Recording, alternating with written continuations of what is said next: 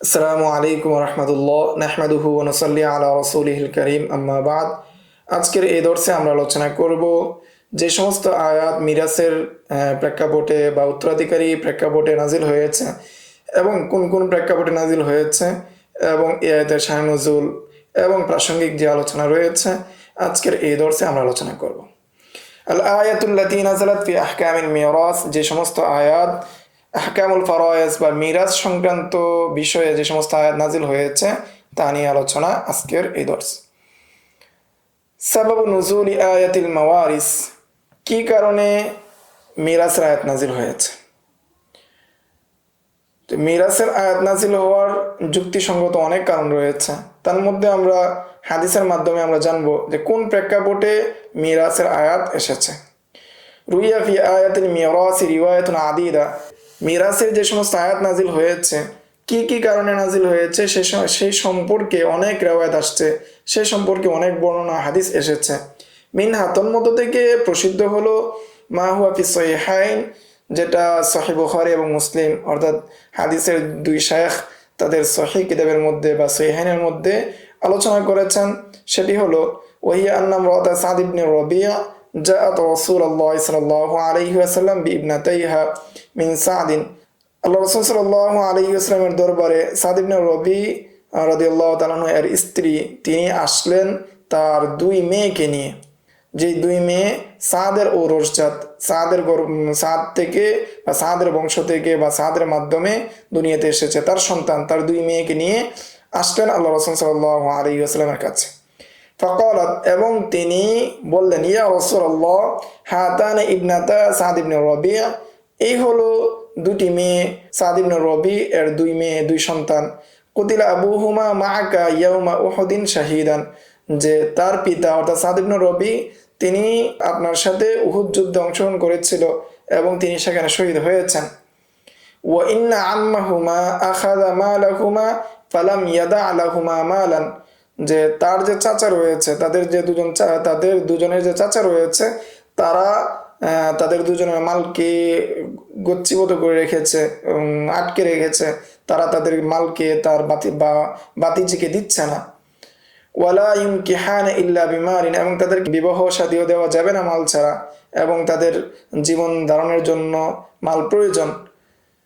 এ কথা রাসূল সাল্লাল্লাহু আলাইহি ওয়াসাল্লামকে বললেন তার স্ত্রী অর্থাৎ সাদ ইবনে রাবিয়া রাদিয়াল্লাহু তাআলা আনহু এর স্ত্রী বললেন।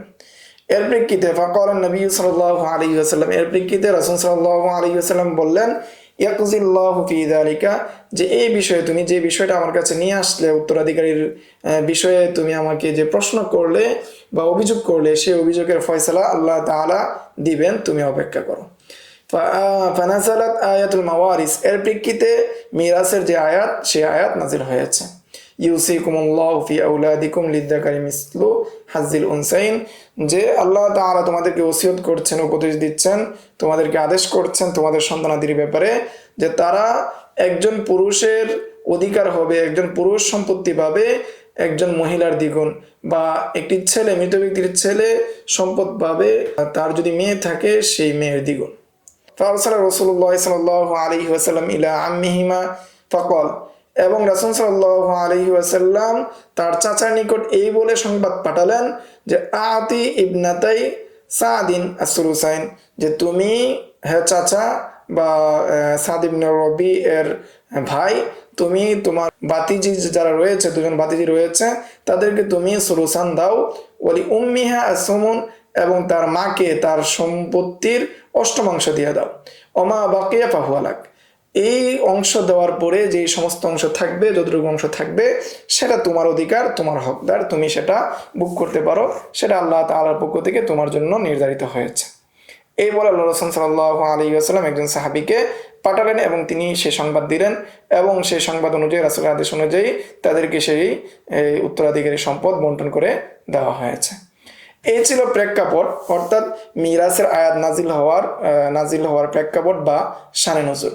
তাছাড়াও ইসলাম ধর্ম যেহেতু একটা পরিপূর্ণ জীবন ব্যবস্থা, মানব জীবনের অর্থাৎ জীবনের শুরু থেকে শেষ পর্যন্ত, এবং ব্যক্তি, সামাজিক, অর্থনৈতিক এবং রাষ্ট্রীয় যত প্রেক্ষাপট রয়েছে জীবনে, যত প্রেক্ষাপট তৈরি হবে, প্রত্যেকটা প্রেক্ষাপটে যেহেতু ইসলাম আমাদেরকে সমাধান দেয়, ইসলাম আমাদেরকে সঠিক গাইডলাইন দেয়, সেই হিসাবে মিরাজ সংক্রান্ত আয়াত নাজিল হবে, মিরাজ সংক্রান্ত বা উত্তরাধিকারী সংক্রান্ত বিধান আসবে, এটাই স্বাভাবিক। তারপরে কোনো একটা প্রেক্ষাপটে নাজিল হয়েছে, তাই বিশেষ প্রেক্ষাপট নিয়ে আলোচনা। দ্বিতীয় আরেকটি বর্ণনা, সেটা হলো ইবনু জারির আত-তাবারি রাহিমাহুল্লাহ, তিনি বর্ণনা করেন, ইন্নাহা নাযালাত ফি শা'নি আব্দুর রহমান ইবনে সাবেত আখি হাসান ইবনে সাবেত, যে এই আয়াত নাজিল হয়েছে আব্দুর রহমান ইবনে সাবেত হলো হাসান ইবনে সাবেতের ভাই, তার বিষয়ে কি হয়েছে, এই আয়াত নাজিল হয়েছে। মাতা ওয়া তারাকা ইমরাআতান ওয়া খামসা আখওয়াত, আব্দুর রহমান ইবনে সাবেত তিনি মৃত্যুবরণ করেছেন এবং তিনি তার এক স্ত্রী এবং 5 বোন রেখে গিয়েছেন। তার যে জীবদ্দশায় 5 বোন এবং কি একজন স্ত্রী ছিল, এমত অবস্থায় তিনি মৃত্যুবরণ করেছেন। ফাজাআলাল ওয়ারাসাতু মিনার রিজাল ইয়াখুযুনাল মাল কুল্লা, এর প্রেক্ষাপটে যেহেতু শুধু মহিলারা রয়েছে, অর্থাৎ তার স্ত্রী এবং তার বোনরা রয়েছে, এর প্রেক্ষাপটে তার পুরুষ উত্তরাধিকারী যারা রয়েছে তার সমস্ত সম্পত্তি, অর্থাৎ আব্দুর রহমান ইবনে সাবেত এর সমস্ত সম্পত্তি তার পুরুষ যে উত্তরাধিকারী রয়েছে তারা নিয়ে গেল। কারণ আরব বা জাহিলি যুগের পূর্বে যে রীতি ছিল, সেই রীতি অনুযায়ী মহিলারা কোনো ধরনের মিরাস বা উত্তরাধিকারী সম্পদ পেত না। এর প্রেক্ষাপটে তারা সব মিরাস বা সমস্ত সম্পদ নিয়ে গেল। ফাশাকাত উম্মুহু ইলা রাসূলিল্লাহ সাল্লাল্লাহু আলাইহি ওয়াসাল্লাম ফাকালা লাহা, এর প্রেক্ষিতে তার মা অভিযোগ করলো রাসূল সাল্লাল্লাহু আলাইহি ওয়াসাল্লামের নিকট, এবং রাসূল সাল্লাল্লাহু আলাইহি ওয়াসাল্লাম তাকে বললেন, ইনতাযিরি কাযা আল্লাহি ওয়া রাসূলি, যে আপনি কি করেন, আল্লাহ এবং তার রাসূলের যে ফয়সালা বা কোরআনের বিধান আসবে, সেই বিধান পর্যন্ত, বিধান আসা পর্যন্ত আপনি অপেক্ষা করেন।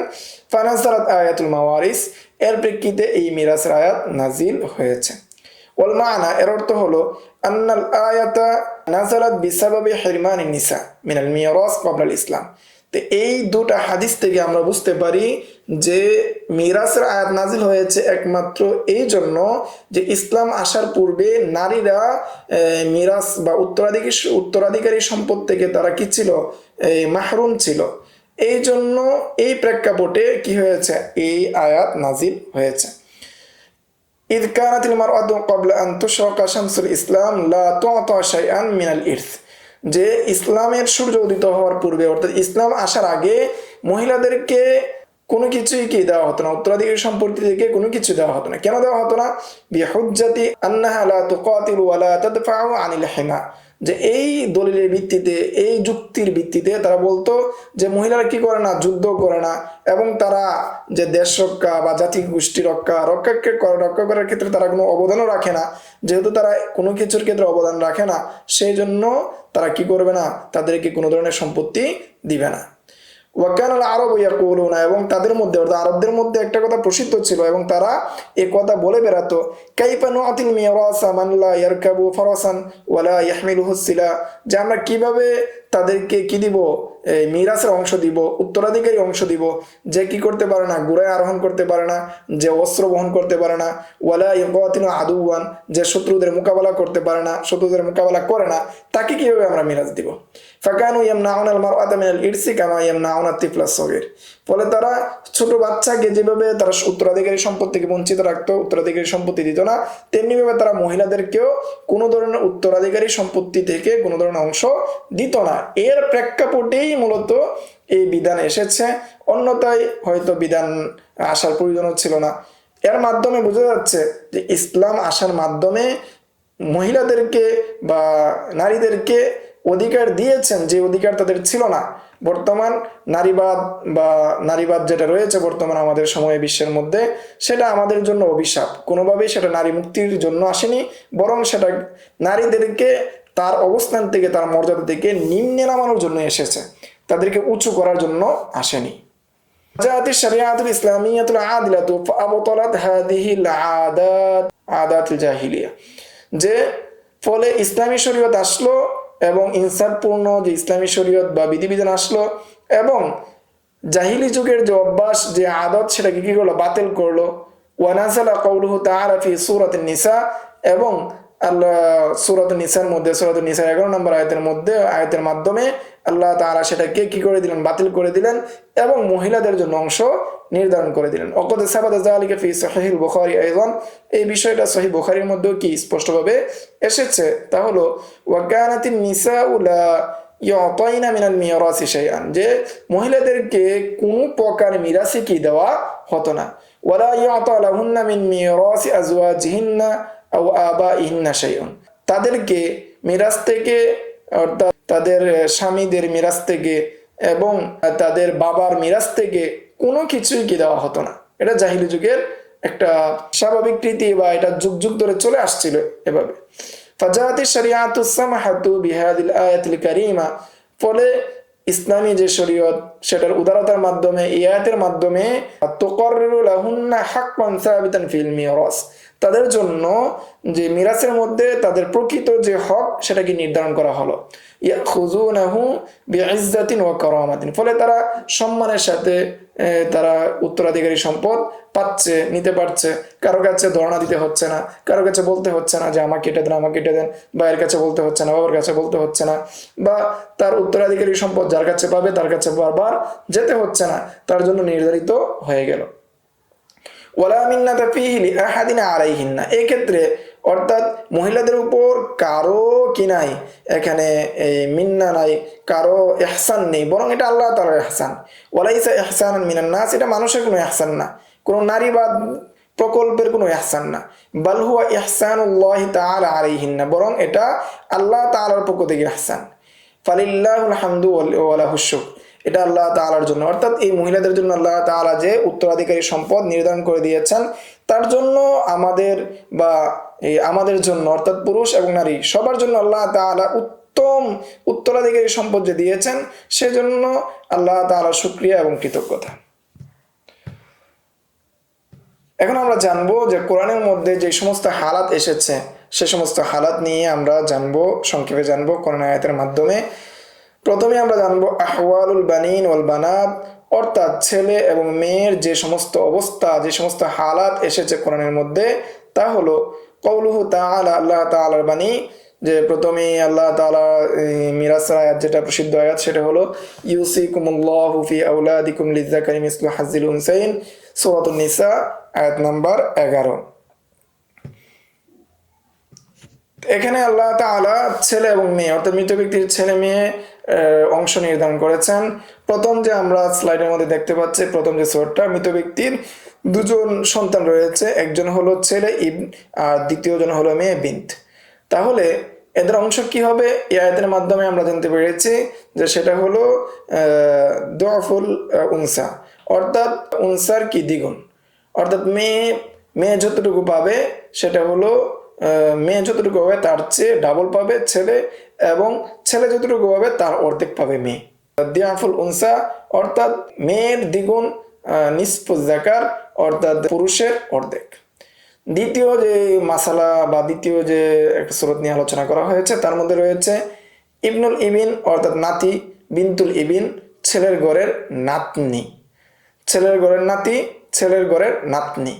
যদি এরকম থাকে, এরূপ যদি পাওয়া যায়, তাহলে দাদার সম্পত্তি থেকে নাতি পাবে দিআফুল উনসা অর্থাৎ নাতনির দ্বিগুণ নিসফুজ যাকার, আর নাতনি পাবে নাতির অর্ধেক। এরপরের অবস্থা হলো আহওয়ালুল বানাত অর্থাৎ মেয়েদের অবস্থা। মেয়েদের অবস্থার বিষয়ে কোরআনের মধ্যে এসেছে ফাইন কুন্না নিসাআন ফাওকাল ইসনাইন, তারা যদি কি হয়, মহিলা হয়, ঠিক আছে, মৃত ব্যক্তি রেখে গিয়েছে শুধু খালি কি মেয়ে রেখে গিয়েছে, মহিলা রেখে গিয়েছে, ফালাহুন্না সুলুসা মা তারাক, তাহলে তাদের অংশ হলো যে সমস্ত অংশ রেখে গিয়েছে সেই সমস্ত অংশের 2/3 অর্থাৎ সমস্ত সম্পত্তির 3/2 তারা পেয়ে যাবে। ওয়াইন কানাত ওয়াহিদাতান ফালাহান নিসফ, আর যদি একজন মেয়ে হয়, মৃত ব্যক্তি মারা যায়, তার যদি একটা মেয়ে থাকে, অন্য কেউ না থাকে, তাহলে ছেলে না থাকে, অন্য কোনো মেয়েও না থাকে, শুধু একজন মেয়ে থাকে, তাহলে সে নিসফ পায়।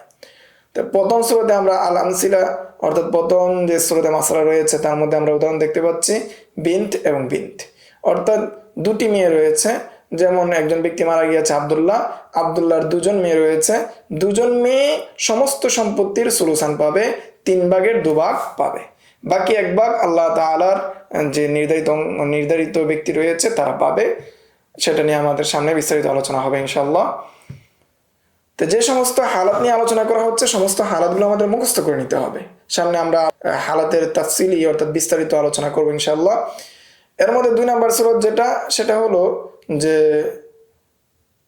দ্বিতীয় সূরা হলো বিনতুল ইব এবং বিনতুল ইবিন, অর্থাৎ 2জন নাতনি রয়েছে। মৃত ব্যক্তি মারা গিয়েছে, তার 2জন নাতনি আছে, অন্য কেউ নাই, 2জন কি আছে? নাতনি আছে। যদি 2জন নাতনি থাকে তাহলে তারা সুলুসান পাবে।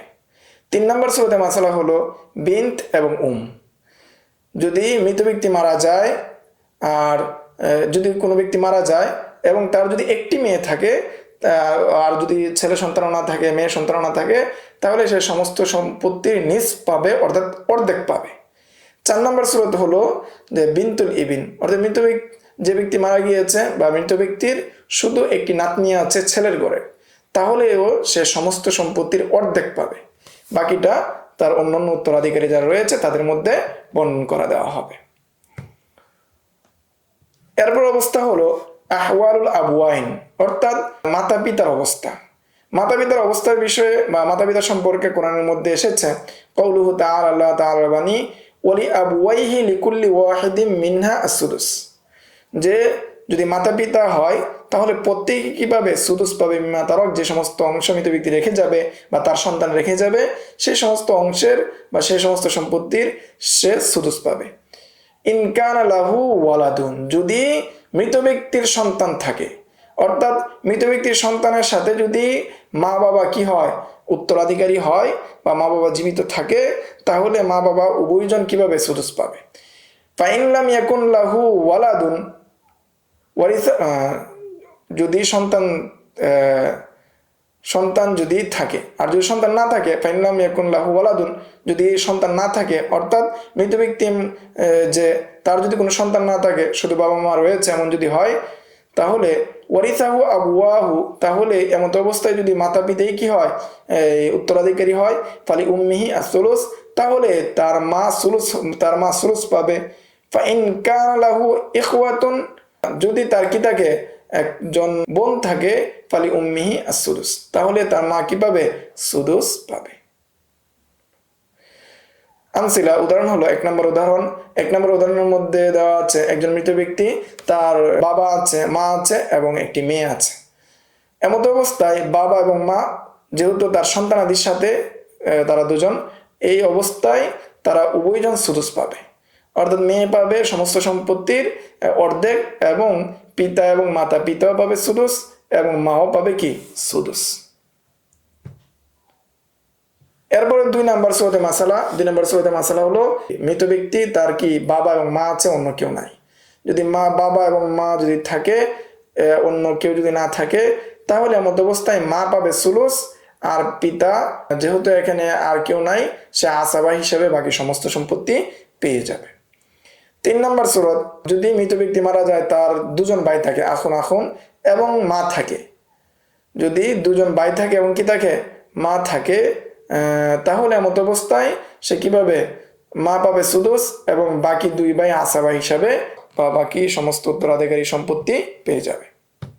আহওয়ালুজ জাওজ, এখন আমরা স্বামীর অবস্থা, কোরআনের মধ্যে যে স্বামীর অবস্থা নিয়ে আলোচনা করা হয়েছে তা নিয়ে আমরা আলোচনা করব। কোরআনের মধ্যে এসেছে কওলু তাআলা, বিসমিল্লাহির রহমানির রহিম, ওয়ালাকুম নিসফু মা তারাকা আজওয়াজুকুম ইন লাম ইয়াকুন লাহুন্না ওয়ালাদুন, যে স্বামীর অবস্থা হলো যে সে তার স্ত্রীর যে সমস্ত সম্পত্তি রয়েছে সেই সমস্ত সম্পত্তির অর্ধেক পাবে যদি মৃত ব্যক্তির সন্তানাদি না থাকে। ফাইন কানা লাহুন্না ওয়ালাদুন, আর যদি মৃত ব্যক্তি বা মহিলার যদি কি থাকে? সন্তানাদি থাকে, ফালাকুমুর রুবু মিম্মা তারাকনা, তাহলে মহিলা সম্পত্তি থেকে স্বামী 4/1 পাবে। সূরাতুন নিসা আয়াত নাম্বার 12-12। আমসিলার উদাহরণ হলো 1 নম্বর উদাহরণ, যে মৃত একজন ব্যক্তি মারা গিয়েছে, তার স্বামী আছে এবং মা আছে। তার স্বামী আছে, তার সাথে কি নাই? কোনো ধরনের সন্তান নাই, মৃত ব্যক্তির কোনো সন্তান নাই, সেজন্য স্বামী নিস বা তার সমস্ত সম্পত্তির অর্ধেক পেয়ে যাবে। আর যেহেতু উমের সাথে তার কি নাই, উম রয়েছে, তার মৃত ব্যক্তির কোনো সন্তান নাই, এই জন্য মা কি পাবে, নিস পাবে।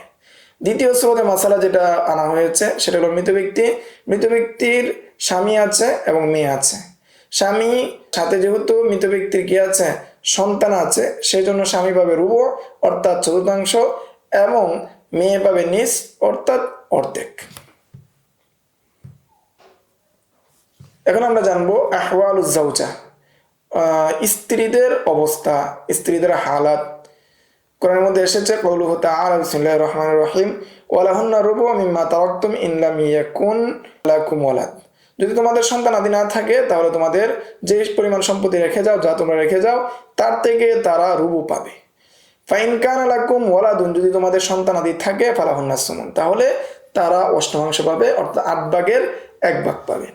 আল আনসিলার উদাহরণ হলো, যদি মৃত ব্যক্তির সন্তান আদি না থাকে, অর্থাৎ পুরুষ মৃত ব্যক্তি, তার সন্তান আদি নাই, এমন অবস্থায় তার স্ত্রী আছে এবং মা আছে, তাহলে স্ত্রী পাবে 4 ভাগের 1 ভাগ এবং মা পাবে, যেহেতু সন্তান আদি নাই, মাও পাবে কি, সুলুস। দ্বিতীয় সূরাতে মাসালা হলো জাউজ এবং কি জাউজা এবং বিন্ত, অর্থাৎ মৃত ব্যক্তির কি আছে, সন্তান আছে। মৃত ব্যক্তির সন্তান থাকা অবস্থায় স্ত্রী সুমন পাবে অর্থাৎ 8 ভাগের 1 ভাগ পাবে এবং মেয়ে অর্ধেক অর্থাৎ সমস্ত সম্পত্তির অর্ধেক পাবে অর্থাৎ নিস পাবে। এখন আমরা আলোচনা করব আহওয়ালু আউলাদিল অর্থাৎ আউলাদে মায়ের সন্তানাদি, অর্থাৎ বই পিতৃয়, পিতা 2 মা 1, এরূপ যারা রয়েছে তাদের অবস্থা এবং তাদের হালত, তারা কতটুকু পাবে তা নিয়ে আমরা আলোচনা করব। কোরআনের মধ্যে এসেছে কওলুহু তাআলা, আল্লাহ তাআলার বাণী, যে ওয়াইন কানা রাজুলুন ইউরাসু কালালাতান আও ইমরাআতুন ওয়া লাহু আখুন আও উখতুন ফালিকুল্লি ওয়াহিদিন মিনহুমা আস-সুদুস। যদি এমন ব্যক্তি হয় যে যার কি রয়েছে, কোনো পুরুষ হয় বা মহিলা হয়, তার কি নাই, সন্তান আদি নাই, মাতা পিতাও নাই, এমন অবস্থায় তার কি আছে, ভাই আছে, বোন আছে, এমন ব্যক্তিকে কি বলা হয়, কালালা বলা হয়। যে এমন ব্যক্তি যদি হয় তাহলে তার ভাই এবং বোন প্রত্যেকেই কিভাবে সুদুস পাবে অর্থাৎ ষষ্ঠাংশ পাবে। ফাইন কানু আকসারা মিন যালিকা ফাহুম শুরাকা ফিস সুলুস। আর যদি তারা কি হয়, একজনের একাধিক হয়, একজন থেকে বেশি হয়, তাহলে সবাই সুলুস অর্থাৎ সমস্ত সম্পত্তির 3 ভাগের মধ্যে সবাই সমানভাবে পাবে। তার মধ্যে নারী পুরুষ হিসেবে যে কম বেশি সেটা হবে না, সবাই সমানভাবে পাবে। আল আমসিলার উদাহরণ হলো, 1 নম্বর উদাহরণ, যেমন একজন ব্যক্তি মারা গিয়েছে, তার কি নাই, তার সন্তান আদি নাই, যেহেতু তার সন্তান আদি নাই সে কালালা। এমত অবস্থায় তার কি আছে, আখুন লি কি আছে, তার বই পিতৃ অর্থাৎ মায়ের দিক থেকে তার একটা ভাই আছে এবং তার মা রয়েছে। এমত অবস্থায় মা, যেহেতু তার সন্তান আদি নাই, মৃত ব্যক্তির সন্তান আদি নাই, মা পাবে সুদুস এবং মায়ের দিক থেকে যে ভাই সে পাবে সুদুস। তাহলে এটা হলো অর্থাৎ আখুন লি অর্থাৎ মায়ের দিক থেকে যে ভাই, তার প্রথম সূরত বা প্রথম হালত। দ্বিতীয় হালত হলো যে যদি বোন থাকে, ভাইয়ের জায়গায় যদি কি হয়, বোন হয়, আর বোন যদি মায়ের দিক থেকে হয়, পিতার দিক থেকে না, পিতা 2 মা 1, এরূপ যদি হয়, আর মৃত ব্যক্তির কি নাই, সন্তান আদি নাই, তার মা আছে, তার মা পাবে সুলুস এবং বই পিতৃ যে বোন রয়েছে সে পাবে সুলুস। 3 নম্বর সূরত হলো যে মৃত ব্যক্তির বই পিতৃও ভাইও রয়েছে, বোনও রয়েছে, অর্থাৎ মায়ের দিক থেকে ভাইও রয়েছে, বোনও রয়েছে আর মা রয়েছে। তো এমত অবস্থায় তারা যেহেতু 2 জন, তাহলে 2 জনে সমস্ত সম্পত্তির 3 ভাগের 1 ভাগ পাবে এবং 2 জন এই 3 ভাগের 1 ভাগ থেকে তারা কি হবে, সমানভাবে অংশীদার হবে। লিজ্জাকারি মিসলু হাজ্জিল উনসাইন যেটা রয়েছে সেটা এখানে প্রযোজ্য হবে না, অর্থাৎ নারীর দ্বিগুণভাবে পুরুষের যে একটা বিধান রয়েছে, যে একটা মূলনীতি রয়েছে, সেটা এখানে প্রযোজ্য হবে না।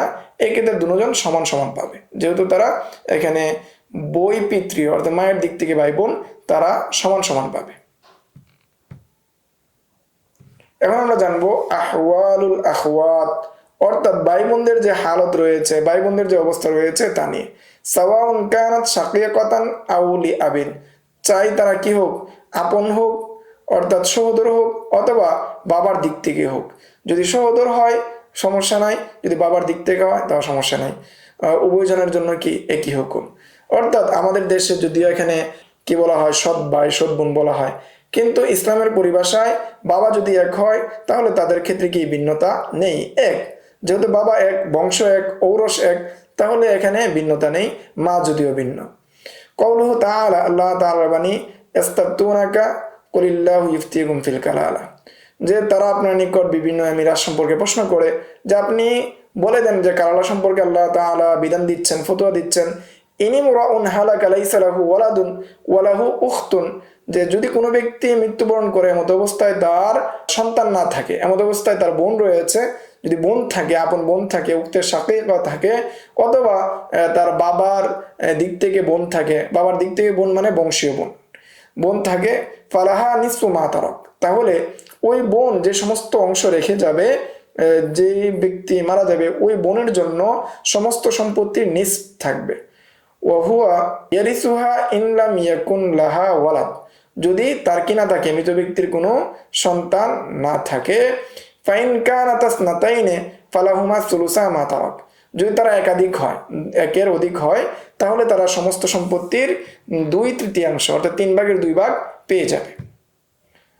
আল আমসিলা, এর উদাহরণ হলো যে 1 নম্বর উদাহরণ, যে মৃত ব্যক্তি মারা গিয়েছে, আব্দুল্লাহ মারা গিয়েছে, তার একজন আপন বোন অথবা বৈমাত্রীয় পিতা এক সহোদর বোন অথবা আখুন লিআব যদি থাকে আর মা থাকে, এমত অবস্থায় যেহেতু তার সন্তানাদি নাই, সে কালালা তার সমস্ত সম্পত্তির নিসফ পেয়ে যাবে। 2 নম্বর সূরাতে মাসালা হলো যে যদি বোন দুজন হয় আর ভাই থাকে, আপন ভাই থাকে সাথে, তাহলে বোন সুলুসান পাবে, অর্থাৎ সমস্ত সম্পত্তির 3/2 পেয়ে যাবে। 3/2 নিয়ে যাওয়ার পরে বাকি অংশটা ভাই পেয়ে যাবে। এরপরে 3 নম্বর সূরা হলো যে দুজন বোন রয়েছে আর সাথে মা রয়েছে, এমত অবস্থায় তারা সুলুসান অর্থাৎ 2/3 পেয়ে যাবে, এবং মা যেহেতু সন্তানাদি নাই এবং উখত রয়েছে, সেজন্য সে সুদুস পাবে। এরপরে 4 নম্বর সূরা হলো আখ এবং উখত, ভাইও আছে বোনও আছে। যদি ভাই থাকে, বোন থাকে, আপন ভাই বোন থাকে, অন্য কেউ না থাকে, কালালা ব্যক্তি হয়, তাহলে তারা দুজন লিজ্জাকারি মিসলে হাজ্জিল উনসাইন যে মূলনীতি রয়েছে, অর্থাৎ দ্বিগুণ পুরুষ মহিলার দ্বিগুণ পায়, সেই মূলনীতির ভিত্তিতে তাদের মধ্যে সম্পদ বন্টিত হবে। এই ছিল কোরআনে বর্ণিত আসহাবুল ফারায়েজদের যে সমস্ত অংশ বা সিহাম নিয়ে আলোচনা করা হয়েছে, তার সামান্য চিত্র বা মৌলিক বা সংক্ষিপ্ত মৌলিক ধারণা। সামনের দর্শে আমরা বিস্তারিত আলোচনা করব ইনশাআল্লাহ। আসসালামু আলাইকুম ওয়া রাহমাতুল্লাহ। ومن يؤت الحكمة فقد أوتي خيرا كثيرا وما يذكر إلا أولو الألباب